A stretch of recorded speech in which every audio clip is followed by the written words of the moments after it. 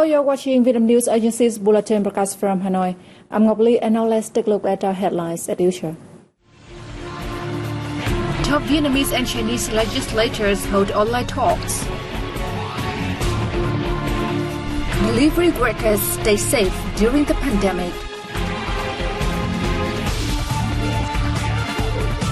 Electron Theatre tries to reach a young audience.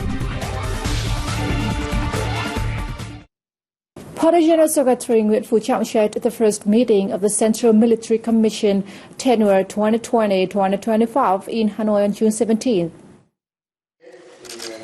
The meeting announced the Politburo's decision on the assignment of members of the Commission and its standing board. Accordingly, the Central Military Commission comprises 24 members, while its standing board is staffed by 6, including the top party, state and government leaders.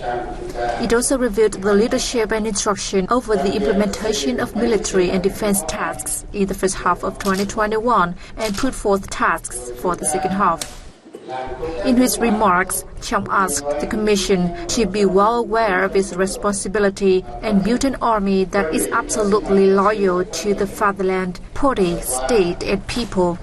He praised the Commission, the Ministry of National Defense and officers and soldiers for achievements they have recorded in the first half of this year. He also urged the army to drastically protect the party's ideological foundation and fight against wrong and hostile views. Chairman of the National Assembly Vương Đình Huệ on June 17th held an online talk with Chairman of the Chinese National People's Congress Standing Committee Lee Jianshu. The top legislators of Vietnam and China compared notes on measures to strengthen the Vietnam-China relations. Chairman Huệ suggested the two countries enhance economic and political trust at the same time and make efforts to handle pending projects and called on China to increase its imports of Vietnamese goods.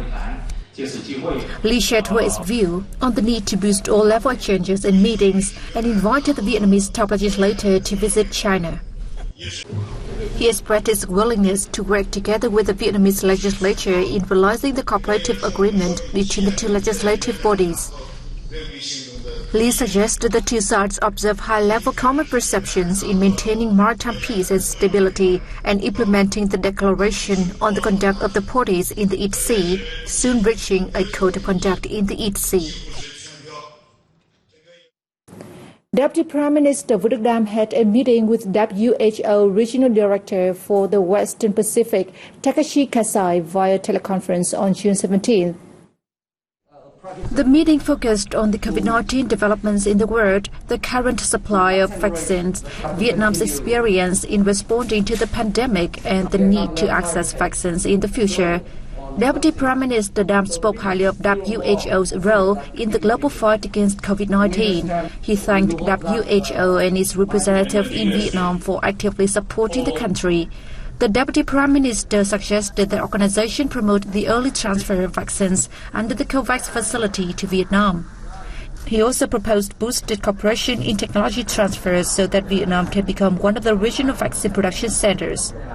Dr. Takashi Kasai highly appreciated Vietnam's 5K plus vaccine approach, saying it's correct and effective. He said WHO Regional Office for the Western Pacific region will promote the earliest transfer of vaccines under the COVAX facility to Vietnam, support technology transfer, consider the possibility of cooperation so that Vietnam can become one of the regional vaccine research and production centers. Now there are several countries.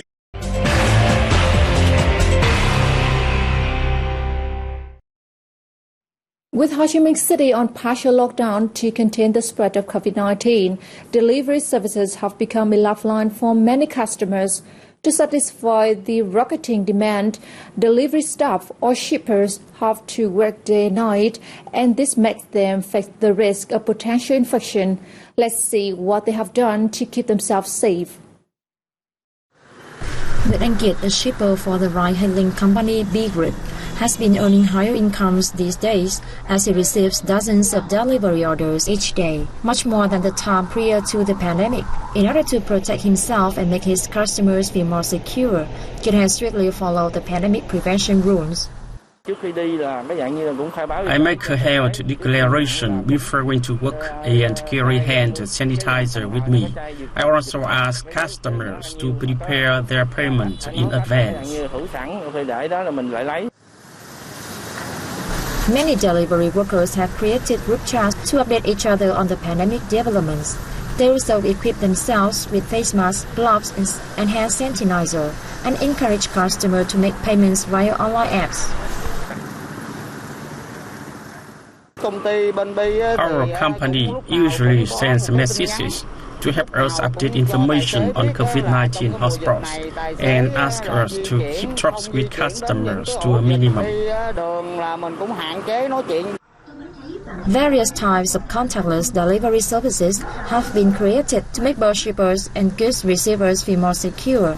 Among others is the initiative to leave goods outside customers' door and inform them to go out to take, or to use homemade string system to transfer goods to customers without the need to stay close to each other.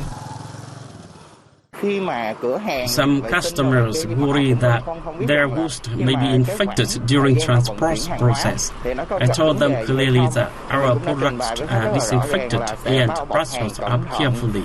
With multi-layer package, they can take off 1 or 2 outside layers. Nearly 1 million doses of AstraZeneca COVID-19 vaccines donated by the Japanese government arrived at Noiba International Airport in Hanoi on June 16th. Minister of Health Nguyễn Thanh Long, representing the Vietnamese government, received the COVID-19 batch at the airport. Vietnam is the first country in Southeast Asia that has received COVID-19 vaccine aid from Japan.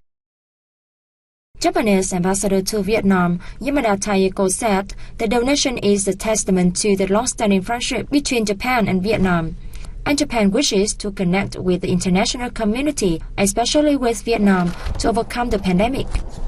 During the meeting with the Japanese ambassador on June the 15th, Prime Minister Phạm Minh Chính thanked the Japanese government for the donation, following his call with Japanese counterpart Suga Yoshihide. The manufacturing sector has taken the lead in attracting foreign direct investment into Vietnam since early this year, with a contribution of over 43% of the total, or $6.1 billion.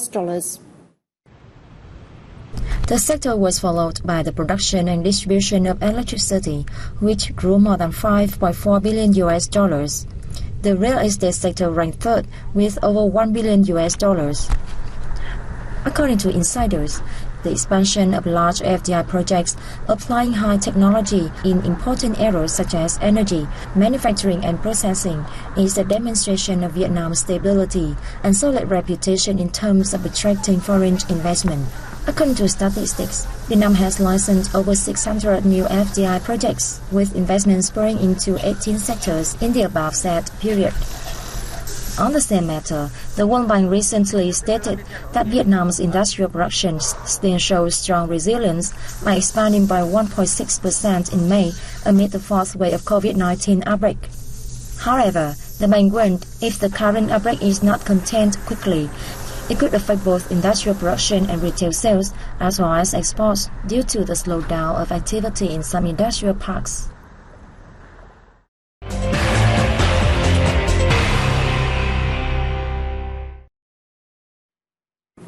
The lap steel guitar, or Hawaiian guitar, was adopted in Vietnam in the 1930s with the popular name of Hawaiian.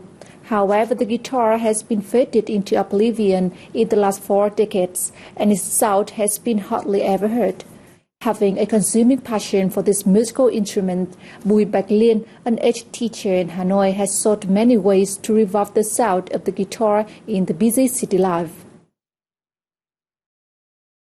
The 79-year-old teacher, a student of late renowned musician Đoàn Chuẩn, is called the firekeeper for Hawaiian guitar in Vietnam. Liên is preserving 10 lap steel guitars in her houses, considering them as invaluable assets. I love Hawaiian guitar so much, and I had a good luck as I was accepted to the guitar class of musician Đoàn Chuẩn. Liên set up the Hawaiian Night in Hanoi Club with 10 members in 1992 after seeing the guitar sound might slip into obscurity. After the club was put into operation in 5 years, Liên had serious accidents that resulted in a traumatic brain injury and bone blockage. At the time, she has to struggle against the severe pains.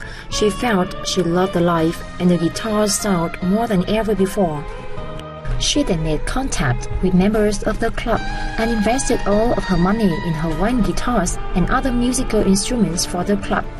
She said, for an artist like her, music could be more precious than her life, and she could not live without music.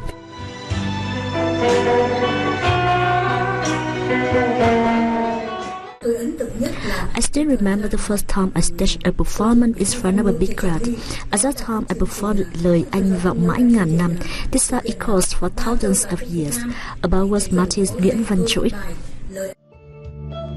In nearly 30 years, around 150 events have taken place in the Hawaiian Night in Hanoi Club, helping spread the values and beauty of the Hawaiian guitar sound while inspiring younger generations of a positive and optimistic life. Impressed by the special sound of the guitar and the kind-hearted artist, while attending a musical event in January, Phạm Thị Minh Tường, an accountant at a military organization, decided to learn how to play the guitar from Liên.